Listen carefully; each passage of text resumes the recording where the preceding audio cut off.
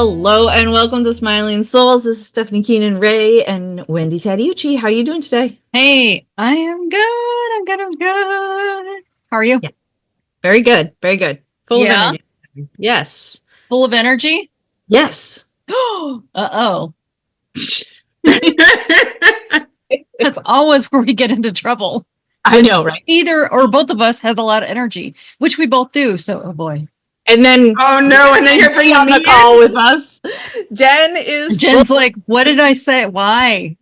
All right. No, it's good. So, should we jump into Oracle cards today? I think we should. Okay. Why don't you go first? You want me to go first? Okay, so what I drew today, if I can find it, I can, is choose your potential. It's your time to shine. So this says you have immense capacity to recognize and accomplish your potential. You can be confident, trust your voice, and be filled with joy and satisfaction.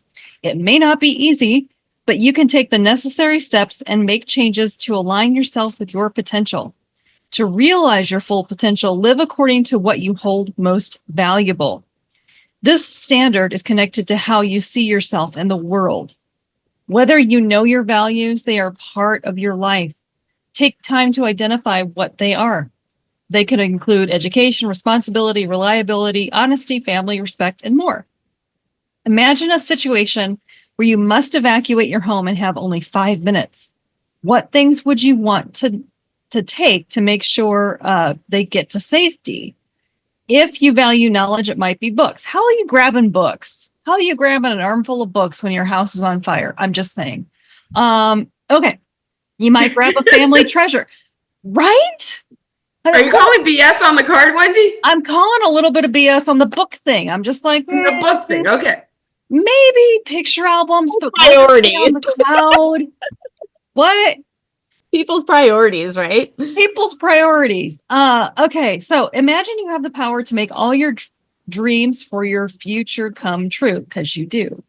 What does your deepest desire have you doing? Is there a skill set you need to develop to achieve this reality? Realizing your dream may take time.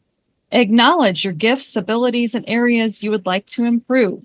Recognize the effort you make each day toward attaining your potential.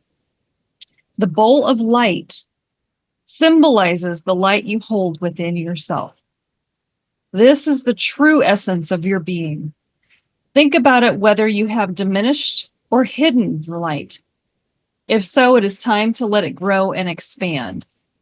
And Steph, I wrote Smiling Soul's motto because I for sure want to have a talk about this, because the background to this card, I feel like, is where we're going with Smiling Souls. So early Hawaiians believed everyone is born with a bowl of light.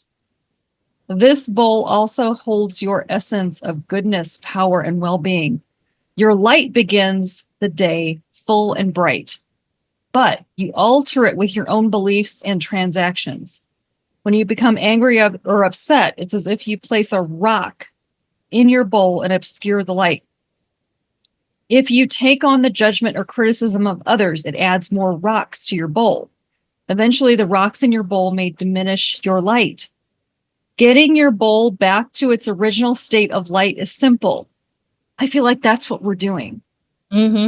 Imagine turning the bowl over and allowing the rocks to fall away. That means really letting go. You can accomplish this through cleansing, releasing, meditating on the magnificence. Did I say that right? You did. I think you did. Okay, Also, don't ask me. English is my second language. I mean, just roll. Anyway, of your beautiful light. So there we go. Well, and I also think that that's beautiful and kind of amazing that that's the card that was pulled today, when I think that's what Gen B does in general, is help people shine their light, and she most certainly shines an incredible light. Yeah. You also mentioned the word grow in there, and I was like, yep, all right. Yep, exactly. The universe is always conspiring on our behalf. Absolutely. So I pulled the creative writing card, Archangel Gabriel, and it says, make time to write down your thoughts in a journal or pen an article or book. Your soul longs for creative expression through writing. I can help you schedule this activity. Honor any inner nudges that guide you to write. The writing may be for your own enjoyment or maybe a cathartic experience of self-expression in a private journal. As you work with your connection to the written word, you may receive divine guidance to write articles or books for publication. Call upon me at any time to guide you through this process. Working with Archangel Gabriel as the messenger angel, Gabriel loves to help writers and journalists deliver healing messages. Like a loving coach, she'll urge you to delegate your time and energy towards writing. Gabriel can also open doors to allow for publication of your articles and books if you ask for her assistance. Most of all, she'll help you enjoy writing. So that's pretty cool. Just have to call upon Gabriel You pull Gabriel a lot. all the time. I know. I was thinking that because wasn't it last week I pulled a different Yes, you Gabriel? did. Yeah. Are all those cards creative cards? Like they're all about creativity? No, not all about I creativity. find it very interesting. Right? With me and my creativity. Yeah. Yes. So yeah. And it is. I keep having hints of I need to tap more into writing and creating that time for writing.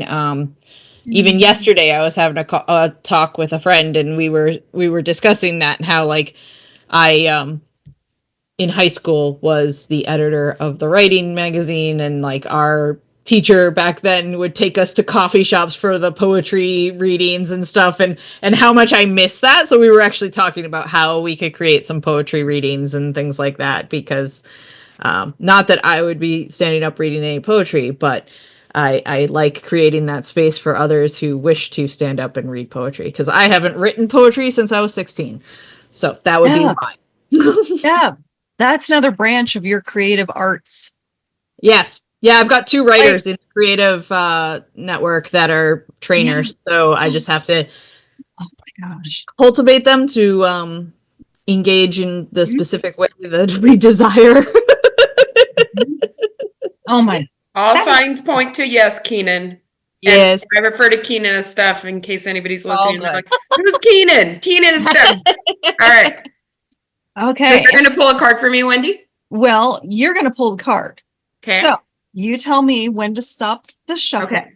All right. Close my eyes for a second. Stop. Bottom or top? Top. Sage. Tell me more. Yeah. Be devoted and committed. I love this card. I love this card. Okay. So sage, sage, sage, sage, sage.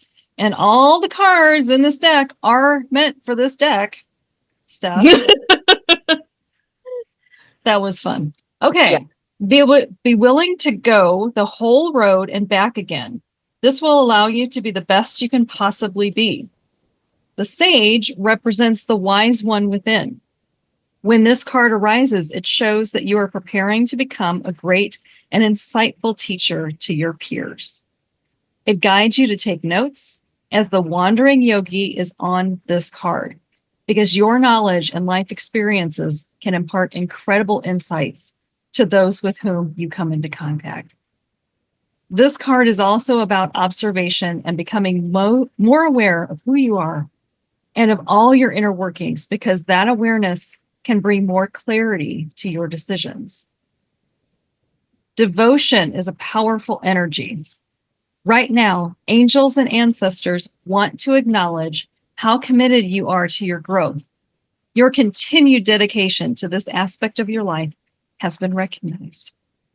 And your understanding that you are not only a body, but also a soul, is all you need to continue growing and expanding.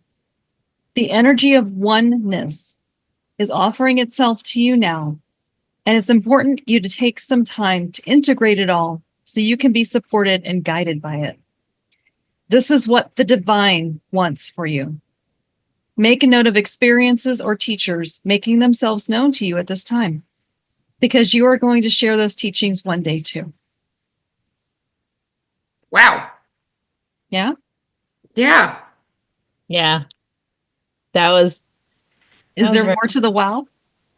I mean, I think every sentence has a wow after it. I mean, literally. Well, I'll share this. This is kind of random. I had my first Reiki session on Tuesday. Oh, wow. Yep. No, Wednesday. Yeah, Wednesday. Yeah. By an incredible person who's here local. She's also a polka dot powerhouse sister, and she has these epic hands.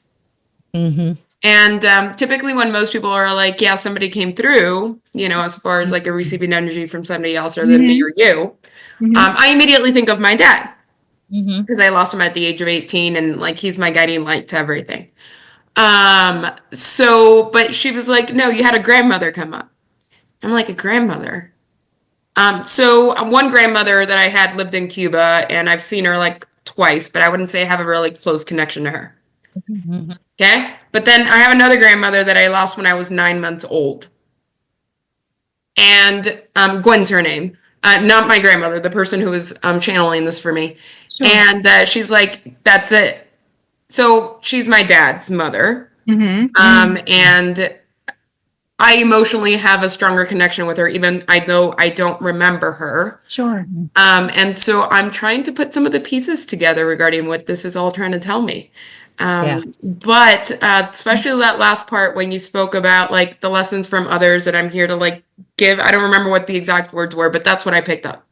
Mhm. It What did it say again? was make a note of experiences or teachers making themselves known to you at this time, Right. because you are going to share those teachings one day too. Yeah. Which when folks take a step closer to me, I tell stories about people like a boy, Martin Moreno, who was somebody that I tragically lost in a car accident. And it's interesting enough, my favorite lyric to a song, there's a song by Macklemore called Glorious. Yeah. And it talks about, I'm going to butcher the words, and one day I get to like just finally like recite them. But essentially what it says is that there's 2 times you die. Mhm. The first time you die is when your physical body leaves the world and you're buried. The second time is the last time that someone mentions your name. Mhm. And so I'm on a quest to keep people like Martin and my dad alive forever by sharing their stories and sharing their experiences. So I've actually taken the stage live twice through an event called The Moth. And both times I've told the story, one about my dad and one about him, because it was my attempt to like heal, but it was also my attempt to like, okay, now everybody here's got a little bit of a nugget of each of these people. So that resonated with me. But anywho, I almost cried, Wendy. Thank you for picking that card, universe. You almost made me cry when you mentioned your dad and keeping his name alive, because I lost my dad when I was young too. So Yeah, I hear you. Mhm. And I think that all this is it's been 23 years since he passed, and I'm just still writing the story of what his life, my life, us coming together, the story after I leave. I'm still writing part of this, it's the story, and it's day by day, these little nuggets that I pick up and these little intuitive hits that I get. So it was a perfect card. It the was. universe is always conspiring on our behalf. It is. It is.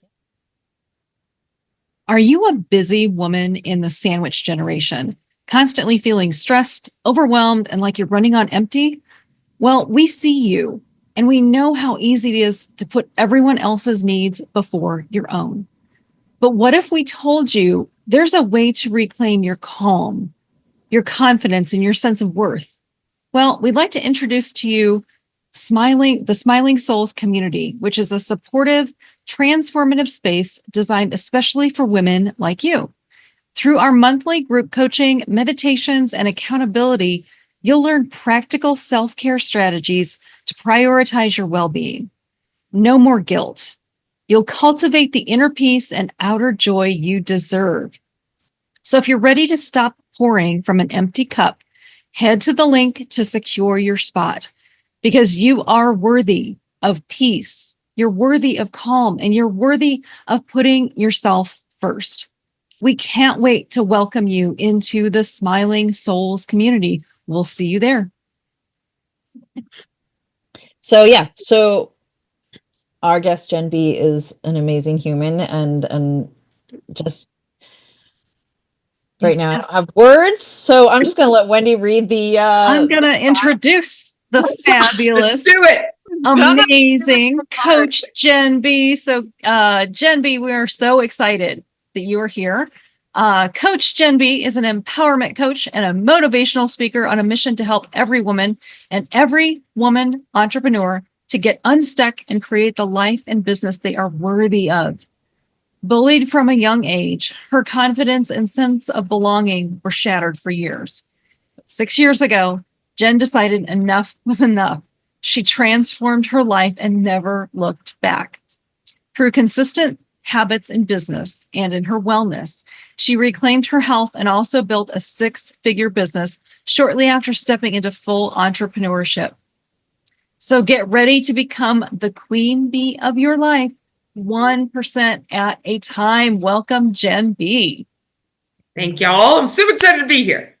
yes. Typically for most podcasts, like, the bio happens and then I get to speak, but I'm just hanging out with y'all today. I'm super excited for that. Love that. That's how we roll. We just I want you to like hang out it. with us. Yeah. So all right, you've told us, so tell us, I don't know, start us with little Gen B and how you evolved to this person who is inspiring and helping people step into their worthiness, because I think, I mean, it's a huge mission, but it's an incredible one. And I love the whole concept of all of the things. Your business is, grow with Gen B and helping people be, your sweatshirt, you are worthy. I love that. Yeah, there you go. Oh my God. That's Yeah. So, kind of fun fact, my last name is not B. But I believe that in life, this is kind of a concept that I started to work with. We all have a puzzle. And when we get this puzzle, like the image is a little blurry, we might not exactly know what this puzzle piece looks like. And sometimes we get these puzzle pieces. We're like, where the hell do I put this? Doesn't make any sense right now. You put it over to the side, and 5 months, 5 years, 50 years later, you pick it up and like, of course it fits right there. So everything that's happened has led me to where I am, right? And ultimately what I decided is that based on my journey and the pain in my journey, I would attempt to turn my mess into my message. I truly never really went out to be an entrepreneur. It wasn't like, the best job ever in the world would be to be a coach. Like, no. In fact, I thought coaches were super scary for like the longest. And most of what I was familiar with were like personal training coaches and those kind of coaches. Okay. So, I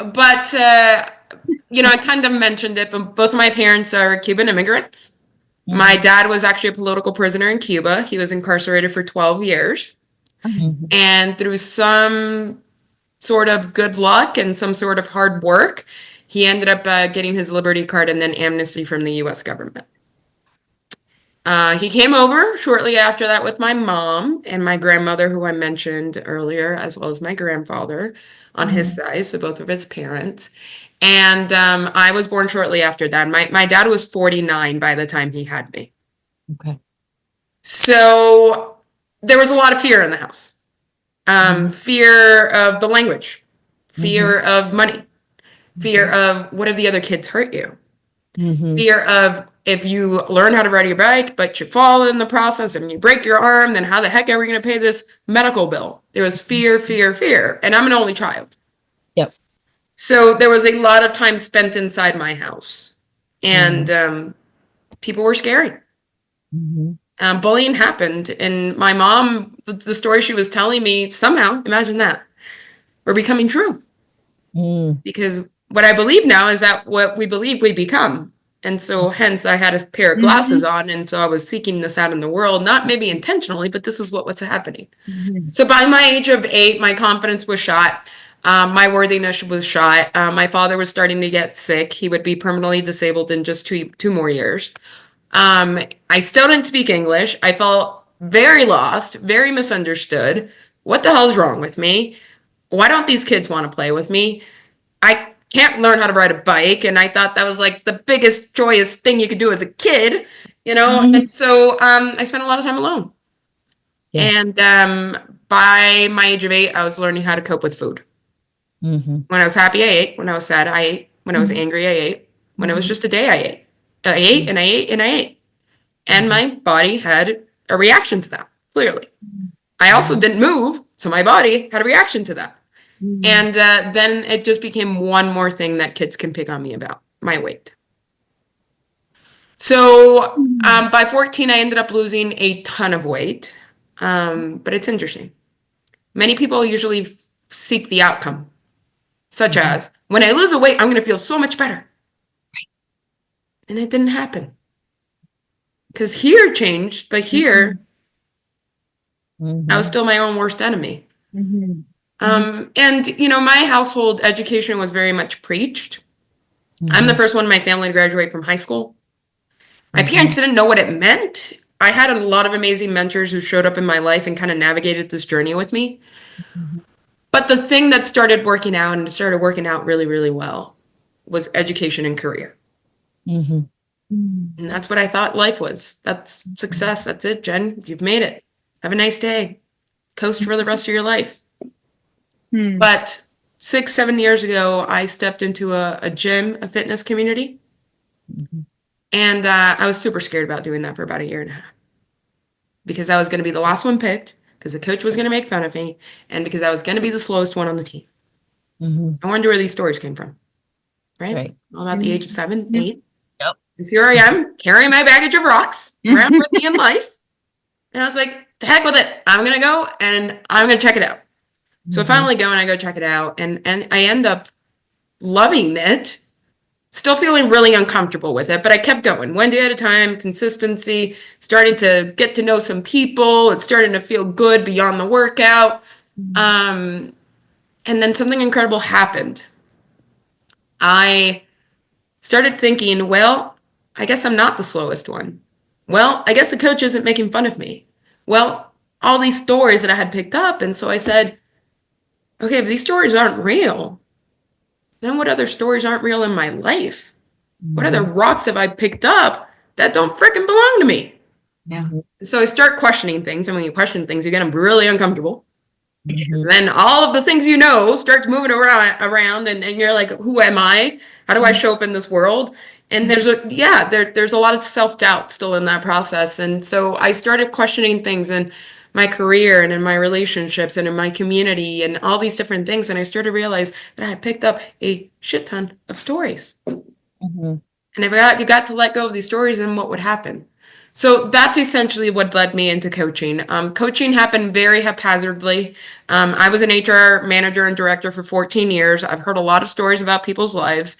I typically used to get a lot of like, Jen, you're so easy to talk to. And I was like, what, other people are hard to talk to? Like, I just saw it as a way of like, this is just the way life works. People tell you stuff.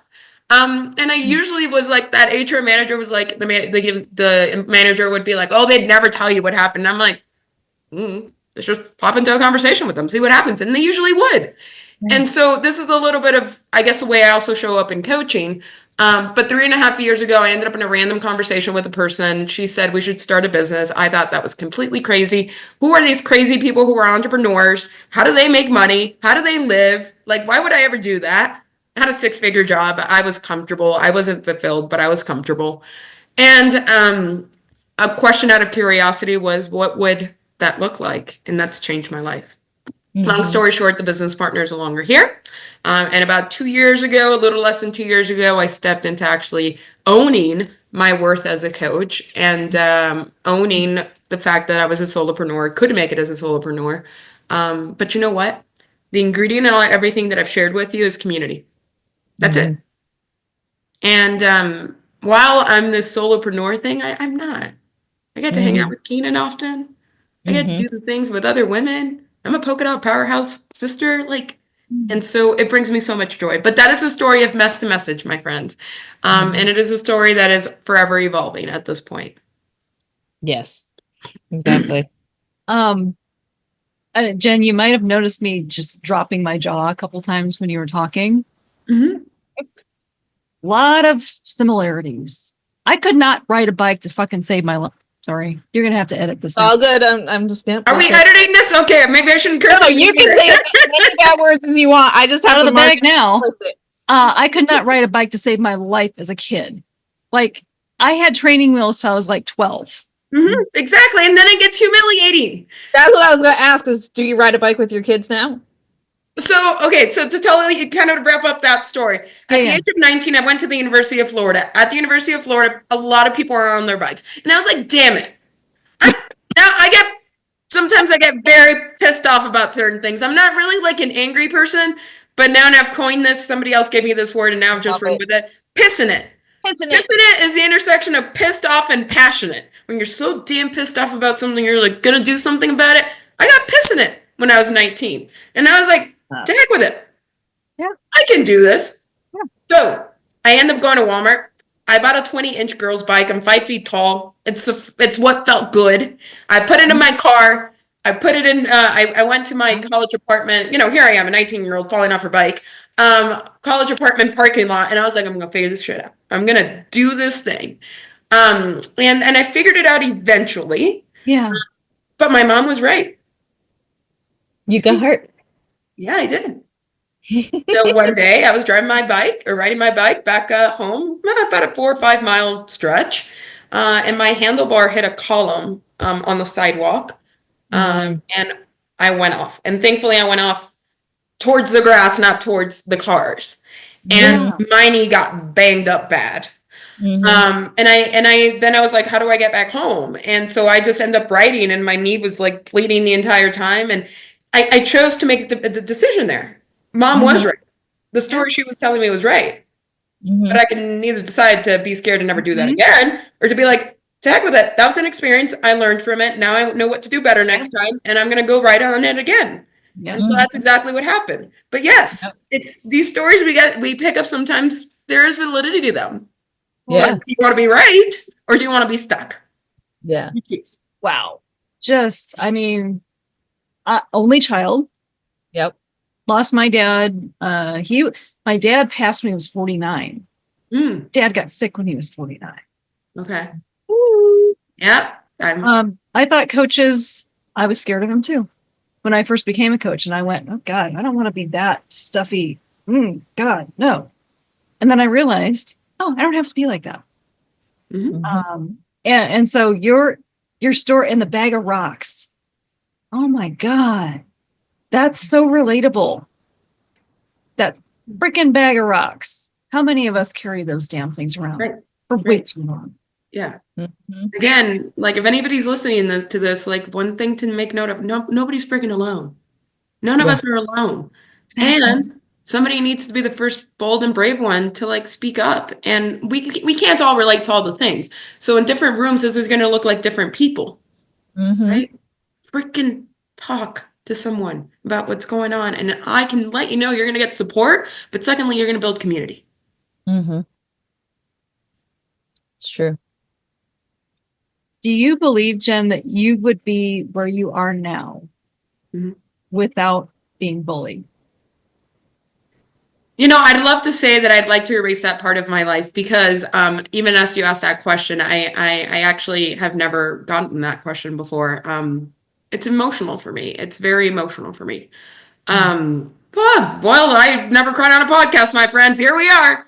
And I often tell a story about a boy named Daniel. Okay. And this is actually also going to be part of my celebration story for main stage here. And you know, I'll never forget that boy. The things he said, the things he did. And about 2 years ago, I said enough is enough. Because you know what? Daniel doesn't freaking know where I am. He doesn't care about where I am. I don't even know if Daniel's alive, my friends. I don't know where he is. Right. But yet here I am continuing to bring his story and his feelings and his bullying to present day. Yeah. And 2 years ago, I went to an amazing experience where you get to throw things at a wall and break bottles and things like that. And I wrote Daniel's name on it. And I was like, to hell with it. I'm letting you, Daniel, go. But here's what I'm going to do, Daniel. I'm going to show you immense gratitude. Because I would not be who I am today if it wasn't for the fact that all that stuff happened to me. And so while I would love to eliminate the pain behind it, because clearly it's still emotional. Yeah. No, I would not be who I am today if it wasn't for those experiences. If it wasn't for the fact that I lost my dad at 18, if it wasn't for the fact that like English isn't my first language and my parents like lived in a fear-ridden world because everything in America was scary, I wouldn't be. Everything in America was scary, plus where they came from was scary, like, Yeah. it's scary. Right. Yeah. Right. And I have to give credit to my parents because even though we didn't have a lot growing up, they took a huge gamble. They left everything that they knew behind to start somewhere new. And that takes an incredible human. And so, there's things about my upbringing that could have totally been better. And my parents took a huge leap. To kind of, I don't, we kind of share this often in this way, but there was a 17-year gap between my parents. Okay. I can only imagine when my mother told her mother, by the way, I'm going to marry a man 17 years older than me who just got out of prison and he's going to take me to the States and I don't know when I'm going to see you next. Right. Like, talk about being courageous, right? That story. So, we can all wish different things about our parents, but I'm glad that I was their kid, or I am their kid. Yeah. Yeah. Exactly. What strikes me is your parents being so brave and getting out of Cuba, coming to the States, and then getting in the States, and then here comes the fear. Or was the fear always there and they just, okay, we're going, we're doing this? Yeah, that's a great question, Wendy. I think when Keenan was talking, what I kind of picked up, and I can imagine this to be true, that, my parents saw a dictatorship. They saw immense judgment based on what side of the line you were on. Not just judgment, but resources were scarce depending on the side of the line you're on. Yeah. And freedom. Your father going to jail for his beliefs. Right. I don't know a lot about my father's story because my father, by the time that I met him, I think that was a part of his life that was very difficult for him. He was also the most positive person in the entire world. Like, I've never met somebody like this, permanently disabled, in a foreign country to him, and struggling financially, doing this, stuff in his past. My dad was like the most positive man in the world. You'd be like, Dad, how you doing today? I'm having the best fucking day of my life. I'm like, Dad, that's the freaking BS. You're not. I know you're not having the best day, but that's just the way he showed up. He showed up with a spirit that it's like every freaking day is a great day. But I can, imagine again that growing up, there was a ton of fear about all the things, anxiety. Again, my mom leaves her country, has no clue whenever she's going to see her family. She's been married at this point for not that long when you think about it. Like, I don't think it's fear happened. Fear was part of their state. It just manifested in different ways when it got here. Yeah, absolutely. Makes a lot of sense. Yeah.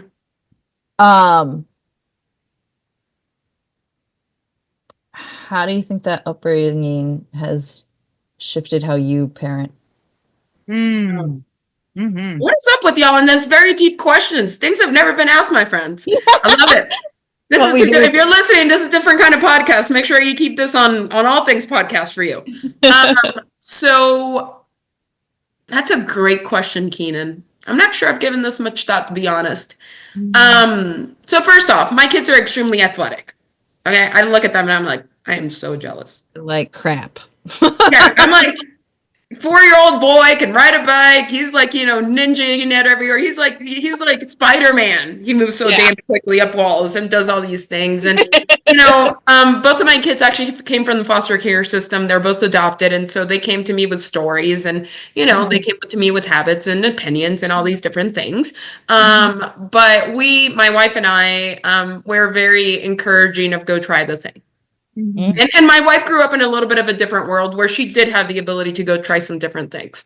And so I'm not, life is going to happen. Things are going to happen. Things are going to break. Mistakes are going to happen. Like, let's learn about them now when you're 10, 8, 6, 5, 4, instead of when you're like 32 years old, 47, and then like those things have real consequences. Yeah. Could have more significant consequences. So I would say that we're a bit more like open, just do the thing, go try it out, go have fun with it. Funny enough, we're actually talking again about our kiddos learning to speak Spanish. They were in Spanish classes for a little bit. They currently are not, but we've been talking about them because my wife is fluent. She did Peace Corps in Guatemala. And so she's also fluent in Spanish. And so I know a lot of perks have come because I've been bilingual. So yeah, I think that's mostly the big difference. But I gotta share something because parenting's hard. It is. Yeah. We're very blessed with all the resources that we have and all the freedoms. And, you know, my kiddos 2 years ago got their passports and we went to Ireland. I didn't ride my first plane until I was 18 and actually 19, until I was actually headed to Cuba because it had been a year since my father passed and we were going to honor that in Cuba.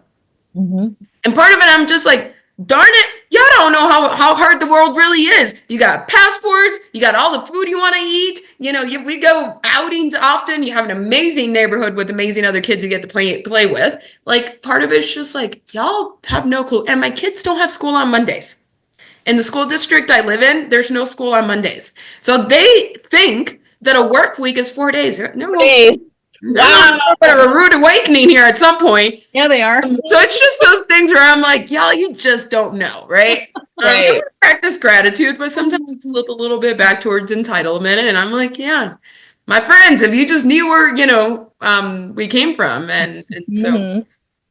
Yeah, I think that is an interesting piece of parenting, is like trying to help them appreciate what they have. And you know, and like we say, like, you know, my son is going through a phase where he is just like wants to be rich someday and like looks at things in the world and is like, that's amazing, I want to be like that. And we're like, you know what, just be grateful we have a house over our head. We don't have to worry about the food that we're receiving, Right. You know, all the things. Like, we might not be rich, but we are rich with like the love in the house, the Right. way our life is, you know, like how we live our lives. But, you know, like getting a 10-year-old to grasp that 100%, like he gets it, but at the same time he's like, yeah, but it'd be really nice if we had, you know, X, Y, and Z. I'm sure it would be. Yeah. Exactly. Here are my kids talking about like, yeah, we're going to be millionaires. What's the least amount of work I can do? I'm like, good luck with that. Listen, Yeah. there are options. There are plenty. You can figure it out. You can live in flow with a job that you love and do the things you want to do. But my first job, I was a fitting room attendant at TJ Maxx. I hated it. I was not a millionaire. We're getting there. But that definitely was not that. I think I what was it, $5.15 an hour? And then at one point I was a server. I got paid $2.13 an hour. So like, just it's all so interesting. The least amount of work, and I want to be my friends. Okay, let's stop talking about parenting because I can go down this rabbit hole real quick. All right. Wendy, what do you got? Well, I was just thinking with your son. Okay, so let me go back. Gratitude.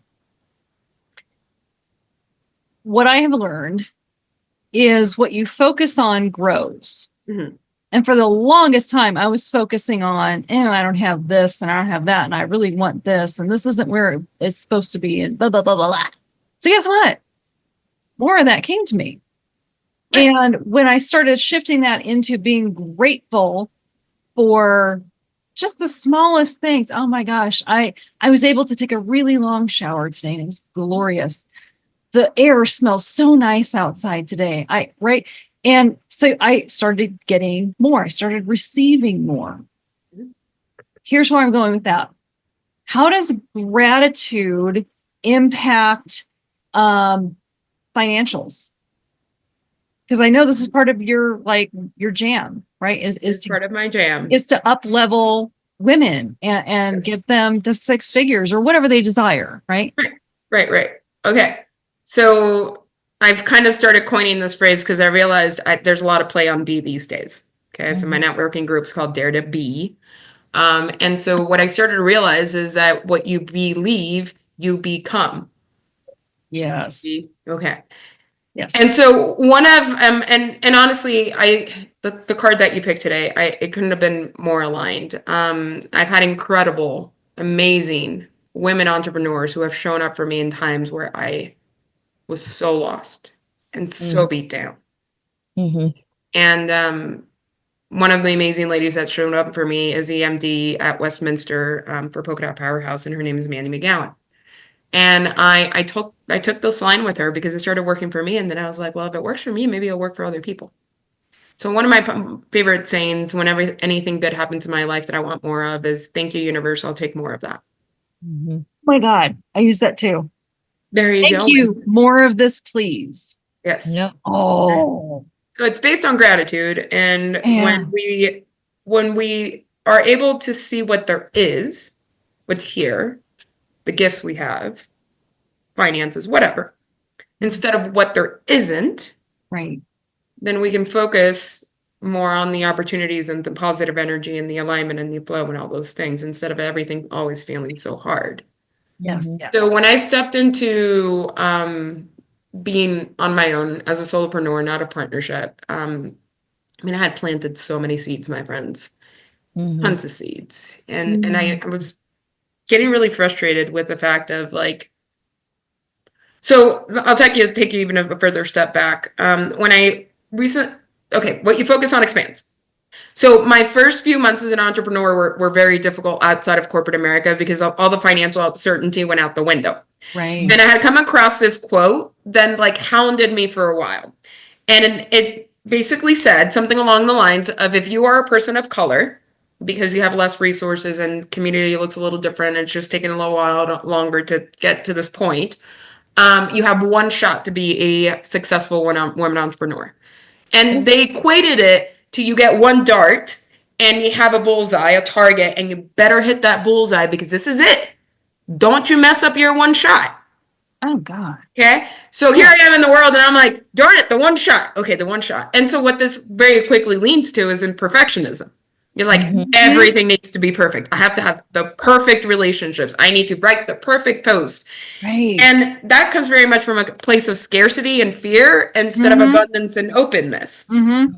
And so through enough of these folks that showed up in my life, I was like, yeah, that was BS. I mean, Mandy said that is BS. And when Mandy started to say that, I was like, because again, the stories, maybe it is BS. And if it was BS, then what would I choose to believe? And so I started to lean into this power of gratitude and openness and energy. And so by December 2023, my big click in my business that pivoted my 2024, where I beat my corporate salary, was this sense of, thank you, universe, I'll take more of that regarding money. Mm-hmm. Right. Because I had drawn up this wall that the only way to make safe money was in corporate America. Mm-hmm. I will never make that money again, but I'll have time freedom and all these things that we think about as women entrepreneurs, right? I'm going to sacrifice money because I get to have more freedom and I get to do more of the things that I want. Well, no, my friends, you can freaking have it all of it. Yeah. Right. So why do we have to negotiate with ourselves? And so that truly then was my catalyst for 2024 and continues to be my catalyst. Yeah. Ooh. Okay. So I have this is just gorgeous. I love this. So your jam is to smash limiting beliefs and help women step into their worthiness. So here's my question. Smashing limiting beliefs, stepping into your worthiness. What comes first? Ooh. I believe that we are all inherently worthy from the day that we are born. Agreed. Yep. But not everybody sees that. Not everybody sees that in themselves. Yeah. But here's the thing though. This is where I start to like, what's happening here? I have an 8-year-old son. He thinks he is the best thing in this damn world. He is talented. He is smart. He has great relationships, right? And like, if you were to tell this boy, like, yo, no, simmer down, he'd be like, no, I'm confident. Like, he owns it. Yeah. Mm-hmm. Right? And when I see other kids in similar ages, especially even when they're a little younger, they own it. Right.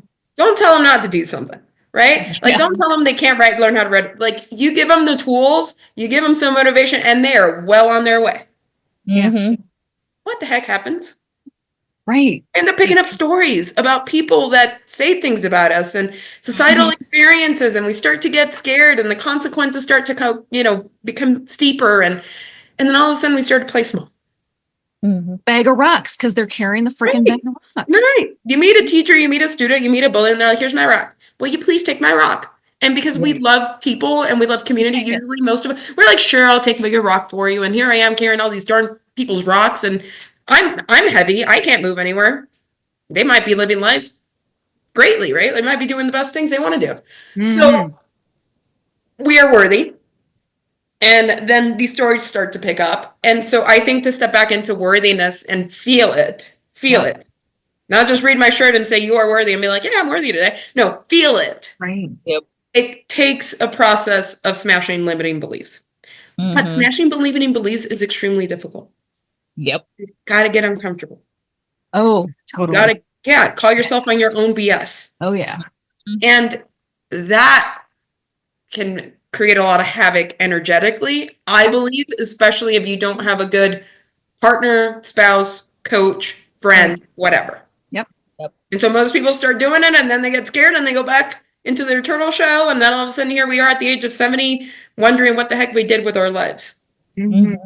So one thing that came through that I'll just share, it doesn't matter if you're 20, 30, 50, 100, 70 years old. I don't care. Your best day to make a different choice is today.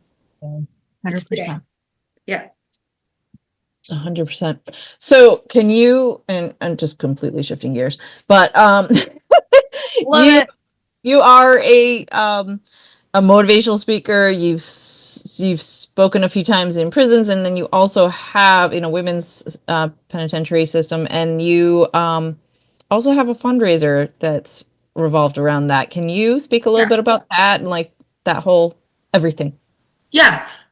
So I tell people, be careful where you speak because it might become your new passion or your new cause. Again, my dad was a political prisoner. It's all connected, my friends. It's all freaking connected. Yeah. And one day I saw a social media post and they were looking for a speaker. And that was actually the time in my career where I was like, I am a speaker. I'm showing up as a speaker. So when you show up as a thing, you go do the thing. You're not like, I'm a speaker, and by the way, like I'm going to become super selective. And like, no, I was like, I'm a speaker. I'm here, and I'm here to share my voice. And so this thing comes across my social media post, and I remember looking at it real quick, and I was like, shit, that's scary. Scroll. Okay, Dad lives right here. Yep. Okay, I'll go look at that post again. And I had a coach at that time, a business coach I was working with, and we were doing one-on-one sessions, and I was like, all right, what do I do with this? And she, Keena, you're gonna love this. Press the button, Jen. Okay, all right. What that basically means is you take the next step to go reach out, to go apply, to go share, whatever. So I pressed the button, and all of a sudden I got an email. I was like, oh, you've been accepted. And then I look at the list of people on this like board who had made this decision about like me speaking, and I realized one of the people on this I had known for about a year. I had randomly met through something else, and her name is Gina, and I was like, Gina, you're part of this thing? And she's like, yeah. And as soon as I saw your name, you were the one. Oh, okay. Thank you, universe. I'll take more of that. Even though at that point now I was like super scared. I've been behind bars. I've never been behind bars before. I need to talk about what for 45 minutes? And I didn't really consider myself a keynoter. So I'm like, all right, here we go. So long story short, my friends, I went to visit the prison 1 week before I was to deliver this keynote. Fell in love with the women. I had never been so seen in my life.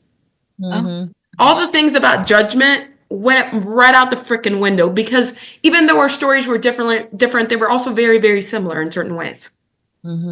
Right? Certain way I can be imprisoned for the person that I love, for the color of my skin, for the things that I choose to believe. I'm not physically behind bars, but how often do we actually put bars right here? Right? And so we're having these conversations, and the next week I deliver this 45-minute keynote, and I'm like, darn it. Ugh, love this. I want more of it. Everything's enough. There's no funds and resources at the prison. We can't pay for this kind of work. I wanted to devote myself to this program called Women of Influence for a year. That's the program they're part of. Huh? What do? You go tell a story to a friend. Your friend, when they're the right ones, will give you a nice kick in the butt. And they will say, Jen, go do the thing. Go make it your own. Go host a fundraiser. And I said, people will pay me to go to prison. And I was like, Jen, I'll pay you to go to prison, but I don't want to go to prison, right? To go do the work. And I was like, oh. Oh. So that Uh-huh. hosted my first fundraiser. Those ladies ended up graduating in April, so about a month ago now. And then I'm going back in for year two. And this time I'm collaborating with another person to go behind bars. And so, yes, all of this is done through funding. And in full transparency, I say the funding goes towards me and my other dot sister, and then resources and lunches for the program. And so that's what we do. I'm doing it for another year because when they said, Jen, what other sponsor do you know? I looked around and I know what these ladies need in their life because I see it in my kids often. They need consistency. They need somebody who's going to show up over and over and over again and not just leave them behind. And so I said, I'm going to be that person again. And I said, will you take me? And they said yes. And I said, okay, let's go. So that's how year two has happened. Nice. That is That's, Yeah. I mean, that's a beautiful example of you're scrolling. Oh God, that's scary. I'm just going to do it. And then I'm going to do the next thing. And then I'm going to do the next thing. Right. So 1%, my friends, and I talk about 1%. I'm a big fan of Atomic Habits by James Clear. And I talk about it because 1% done over 365 days is 3,700%. And that's the effect of the compounding effect. And so whatever it is you freaking want to do today, as long as you're kind in this world, as long as you spread love, as long as, again, like you try to have as little judgment as possible, like go freaking do it. Go do it. 1% at a time. You don't have to have the big master plan today. Go have a conversation. Go manifest something. Go write something on Facebook that scares you. Whatever. Yeah. Well, and what I love about it too is like there's so many people who I was talking about this with a friend who's in finance, and we were talking about how some people think like I have to be a millionaire before I can start doing charitable works, Right. you know? And it's like, no, to be philanthropic, you can do that even when you're not, you know, Absolutely. whether it's your time or your energy or, just $5 a month Right. versus, 1,000. Like you don't have to be that $1,000 giver, but to be doing that sort of thing of giving back and changing lives and helping people be lifted up and stuff, it's really important. And I think it's great that people see that and see that there's ways and resources and abilities to make it happen once you realize that it's something you want to do. I think that's Absolutely. awesome. Absolutely. Find the way. It is there. And do one of the hardest things that it is to do for women. Ask for help. Go ask. Ask for Right. help. Yeah, Yes. exactly. Don't be like, I got this. Right. Yeah. No, You you don't got it. Sorry. Go get it. Go get it. Then you'll have it. Right. Yeah. Um, That's too funny. Excellent. Got anything else, Wendy? I kind of feel like in the comments, like if we can ask our watchers, our viewers, our listeners, whatever, like tell us what's one thing that you're going to do based on this conversation. What's one thing? Put it in the comments. Yeah. yeah. Do it. This is how we change the world. This is how we change our lives. One thing. Yeah. One decision, one Right. choice. Yeah. That's all that came up for me. Yeah. I am so grateful that you came on the show with us today. I know you kind of were like, I don't know what I'm getting into, but I gotta tell you, I had some of the best questions I've ever had here in this podcast. Like y'all have an incredible way of like connecting. I love it. Thank you. Curly Haired Girl Productions. There you go. There's something I've never done on a podcast. I'm wondering if y'all would humor me for a second. Sure. I've never taken a picture of it actually. Do you mind if I do that real quick? Yeah, let's take a picture. All right. So I'm just going to say 1, 2, 3, and then hold your smile. Okay. Okay. All right. 1, 2, 3. All right. And Awesome. I will go ahead and, brag a little bit about y'all and everything. Oh my gosh. Thank you so much. Yeah, this is how we create community, my friends. So wow. Anything else, Keenan? I don't know. I was, yeah, I'm just grateful for your energy, your light. You know that been a journey. All right, Wendy's looking at me funny, going, what don't I know? So, Jen joined Polka Dot a couple years ago, and I'm just watching her. She's very active socially. So even though she's in Colorado, I'm in Massachusetts, I'm seeing her. I'm like, wow, she's amazing. Her energy is incredible. She's just a superhuman. And Need a cape. and I was just like, this lady is incredible. And then at Celebration this year, she's got this sweatshirt on that she has everybody like signing and stuff. And Wendy Hyatt is signing her back and talking to her. And she and Wendy had, I think, already connected at some point. But Jen has no clue who I am. Like, we've probably been in a Zoom room together, but like we've not spoken to each other properly. We hadn't had a one-to-one or anything. And just from the energy, I got completely overwhelmed and was like crying. And this has never happened to me before. And I was just like crying in front of her. I felt so embarrassed because I'm like, oh my gosh, she thinks I'm a blubbering buffoon. And I was like, it's not like she's a beetle. Like, why am I doing this? Like, what is happening? And I was literally boggled for so long, and only recently did I realize that it's just that she has this pure, honest, like amazing energy that she brings. She's so welcoming, and everyone is to be accepted as you are, who you are, and but at the same time be lifting you up and helping so that we all go up, right?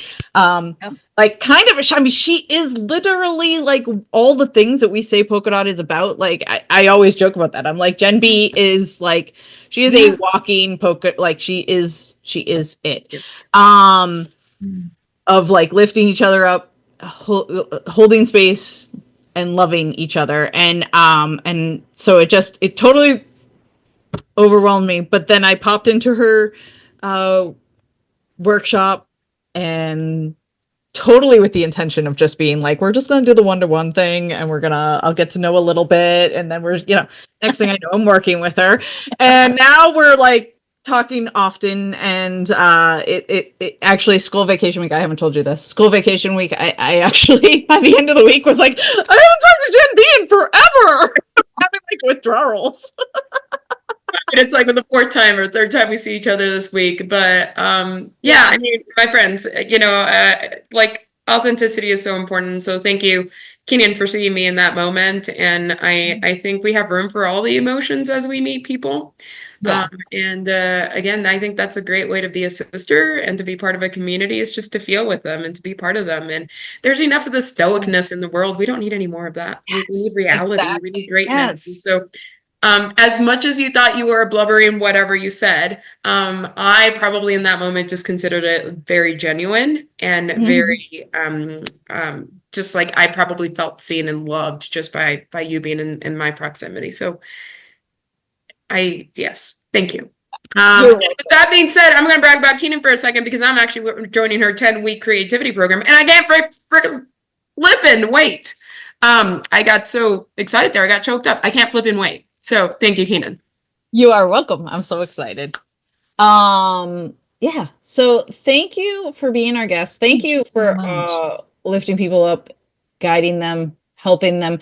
In this coach, the other day I posted about, what we've done in the past few months. And I saw that. That's incredible. I've worked with a couple other coaches maybe. But I've never seen the results. And I think the thing is that it's, one, you see us, you see where we are, and you push in a gentle way. Like I always was saying that you kick my butt, but it's not like you're kicking my butt. You are just holding me accountable. And I don't want to let you down, but I don't want to let myself down either. Like that's what it becomes. It's not just like, I got to do this because Jen says it's, but there's also this element of that you actually work on actual things that matter in our business. Like we talk about the things, we work on the things that actually matter versus like, these are the systems that I use to do the thing, right. it's like, let's dig in, let's do the stuff. Even when it's group coaching, it's like, let's dig in, let's have a conversation, let's do a mastermind, let's, whatever. And it's shifted a lot. So I appreciate you. But I also so appreciate you coming on the show today. This has been an incredible episode. And yeah, wow. And just my first time meeting you, and I feel connected to you 100%. You're amazing. And Stephanie, can we tell everybody where we can find where they can find Jen? I got all excited. Well, I'm gonna let Jen tell people. Sure, you can find me. I'm very visible. She's very visible. The easiest place to find me is going to be on Facebook. I'm Coach Jen B, B-E-E, like the thing that buzzes on there. But then also growwithjenb.com. I love to host workshops. I love to play with people. I love to just create communities and environments. So you're going to find all things there. But ultimately, what I want everybody to know is whether you hang out with us more often, whether you hang out with me, just go do the thing in the world, because it creates a ripple effect. And this is what I get so darn giddy about when I work with my clients. It's about us, yes, me and the person and the client, but every time we show up and we bring our gifts to the world, we're changing somebody's life. Yeah, exactly. Yeah. And actually, once you mentioned websites, Jen and I collaborated. Yes, I designed some oils for her to give to some clients. They were specifically working through emotional challenges. So there's 4 different blends: be worthy, be focused, be kind. Grateful. Oh, wow. Yeah. And they are like really cool. And she has them now in her e-commerce page, which I think is on the Yeah, it's part of the website. So you're going to go to my website, and then you'll go to store, and then you can see the different blends that Keenan created there for us. And the cool great sweatshirt. great freaking quality. So yes, go grab some of those if you want some B in your life and some Keenan in your life. Well, exactly. So, right. So yeah, thank you so much. Thank you so much, Jen. You're welcome. This was so much fun today. Thank you for just having an incredible podcast. It's awesome. epic. Welcome. Awesome. All right. See you next time, everybody. Okay. Bye.